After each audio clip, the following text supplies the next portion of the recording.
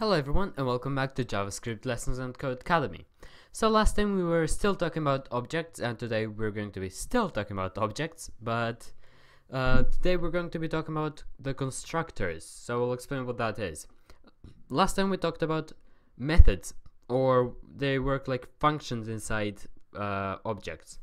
Constructors are slightly a bit similar but still different. You'll see what I mean. So we mentioned the term constructor back in section 1 when we talked about making an object using the keyword new. A constructor is a way to create an object. So when we write Bob equals new object, we're using a built-in constructor called object. This constructor is already defined by the JavaScript language and just makes an object with no properties or methods. But you can make your own constructor.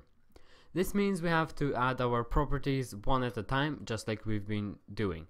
To review, we've created Bob using the constructor and defined the name property for you.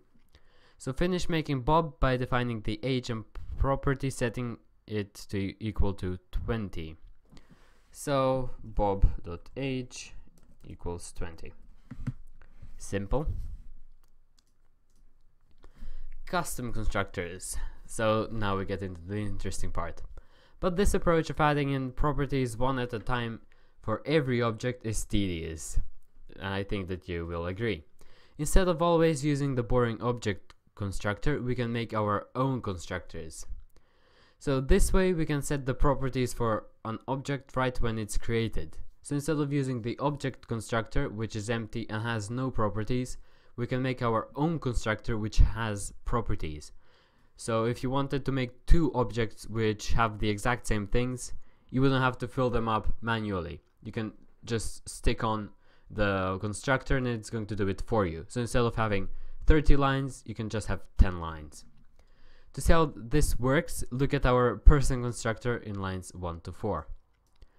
This constructor is used to make a person object. Notice it uses the keyword this to define the name and age properties and set them equal to the parameters given. So it sets the name and age which are taken in. So it sets the object's name and age equal to whatever parameters are taken in. Now we can use the constructor to make our own good friends Bob and Suzanne in only one line each. Look at lines 7 to 8. Once we have the constructor, which is person, it's way easier to make people because we can include their name and age as arguments to their respective constructors.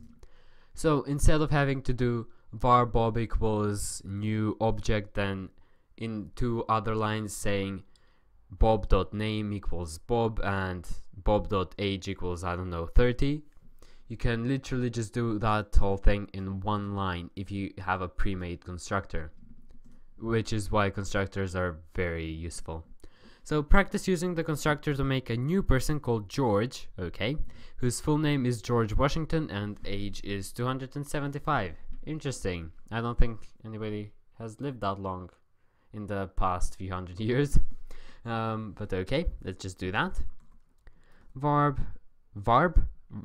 George Washington, or George, equals new, and person, which is our constructor, and his name is George Washington. I really hope I'm spelling that correctly. Please don't kill me if I'm not. There we go.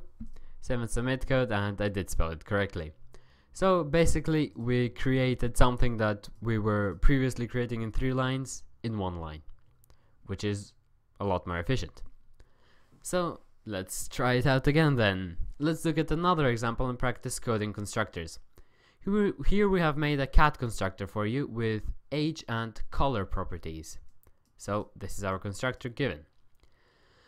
Why is cat constructor so cool? It means if we have many cats and wanted to create an object for each cat, we could just use this constructor with the properties already defined. And also, on that note, you can make an array of cats straight away. Instead of having to initialize each cat, add its properties and then put it in an array, you can just slap each cat into the array straight away. without having to worry about anything. So this is much better than using object constructor, which just gives us an empty object and needs us to define every property and value for each cat object we use or create every time. So what we need to do is finish the dog constructor we have started on line 7 here. You can include whatever parameters and properties you want, age, name, breed, whatever you can think of. Use the cat constructor as an example. I will literally just copy this because, as I've said before, I'm not that creative and quite lazy to think of new ideas. And this works anyway, so we don't have to worry about it. I have no idea why that's orange, but I will just ignore it because it works. So let's move on. In the constructor, we don't have to define all properties using parameters. Look at our new person example on line 1 and see how we set the species to be Homo sapiens, which literally means humans. Line 4. This means that when we create any person, their species will be Homo sapiens. In this way, the values associated with name and age are not yet assigned, but species will always have the same value. So in this case, both Sally and Holden will have the same species of Homo sapiens, which makes sense because that is the same across all people. True. So what do we need to do? Create a new object called Sally, so here, using the person constructor. Her name is Sally Bowles and she is 39. Create another object. Okay, so let's do this first then. We call the constructor person. In person we want to give Sally whatever her name is, Sally Bowles, and I don't need that extra quotation mark, comma 39. Simple. Create another object called Holden.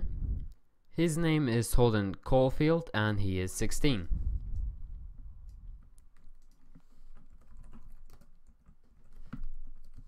Here we go, and age 16.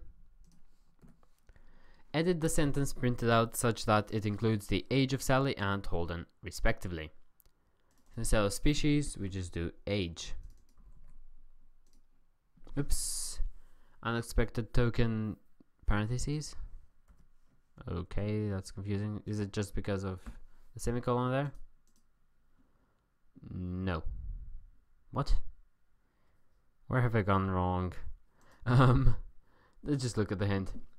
You can also use console.log statements by the plus to print their ages.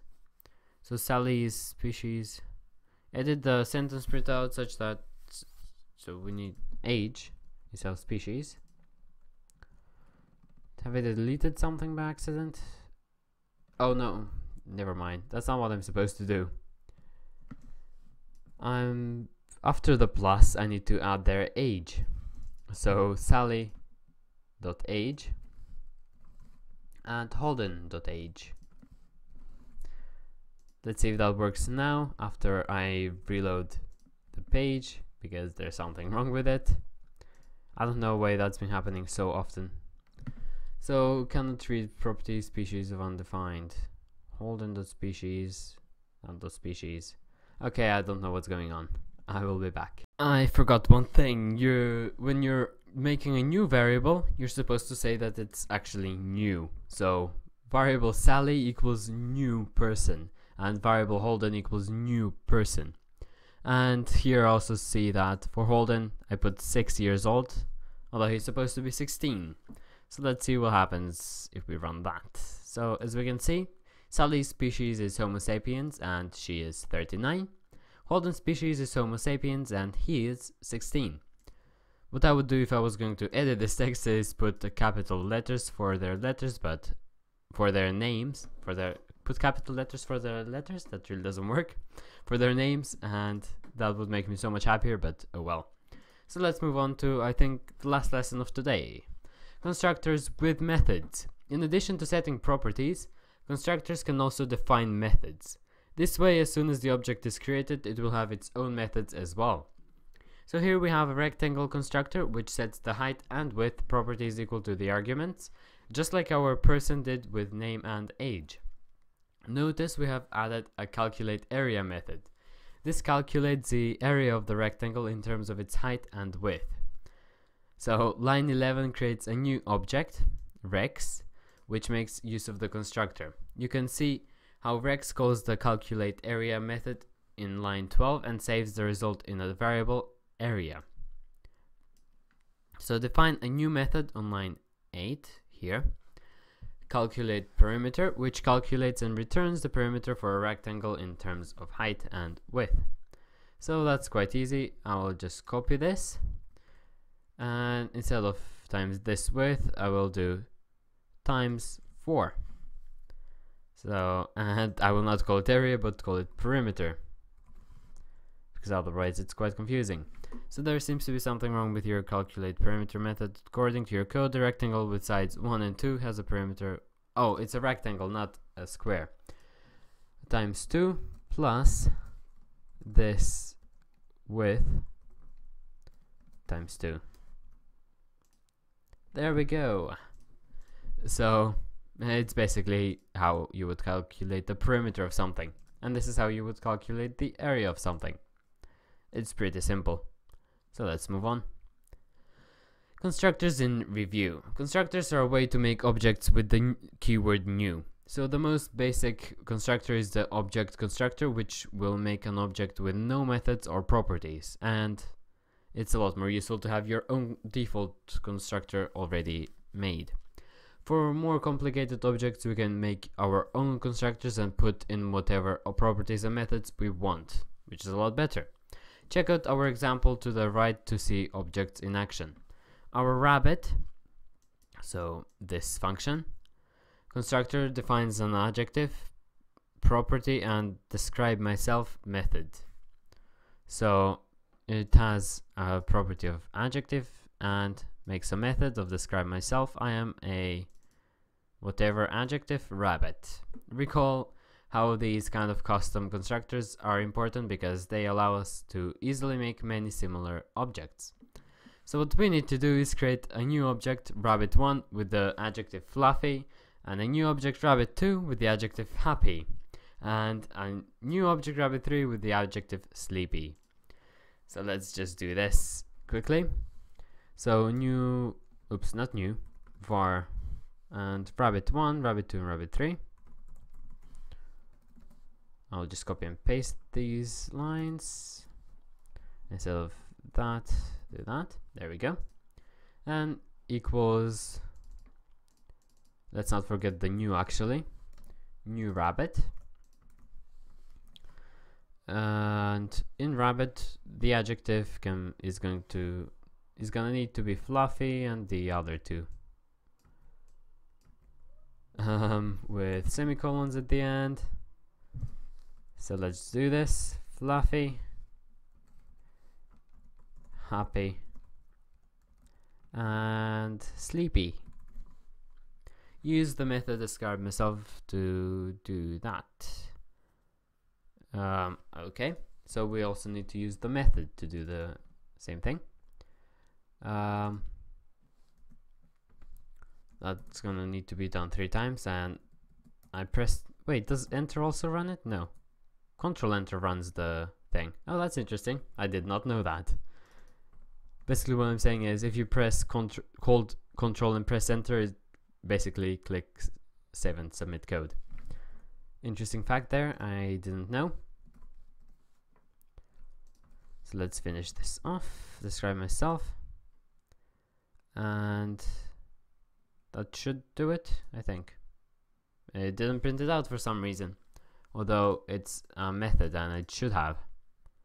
It does say print out, use the method to print out in the console sentence about each object you created.